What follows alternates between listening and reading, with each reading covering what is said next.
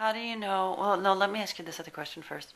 So the second question I asked your mom was, in all the change, what's important to you to have remain the same? And so far, some of what you've said so far kind of points to that.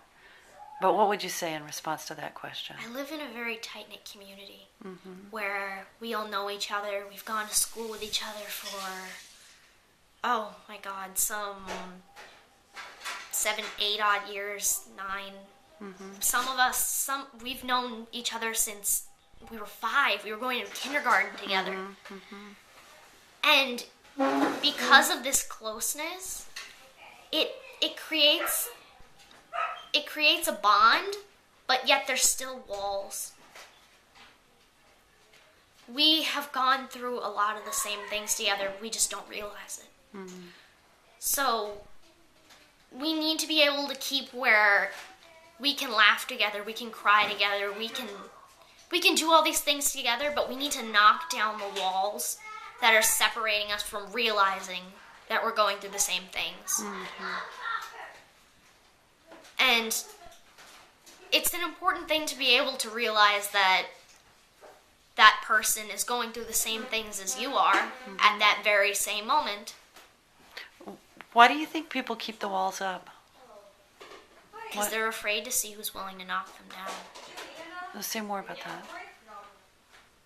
They don't want people climbing over because they feel vulnerable. But what does that mean? I've seen it happen before where there will be someone where they're going, no one else can get through my boundaries. So they box themselves off and they go, only the people that I know can do anything. And then if someone from another group tries to climb over that wall and they successfully get through, that person will feel very vulnerable and go, this person just made an effort to try to get to know me. This is strange. And so in general the response is negative, you would say, instead of... At the beginning it's definitely negative. But over time, open wounds heal themselves. And they don't heal themselves fast enough, but we're working towards... Can you give me an example, or without naming names? Is it just too hard? I know people who have moved here, and they start off with one group of friends, and then they go, I need to make more friends. And they move and they go, I'm going to meet these people. And sometimes it succeeds, but sometimes it doesn't. Most of the time it doesn't, but... And the reason it doesn't is because of the walls? It's because of the walls, and we're afraid to go over each other's walls in certain cases.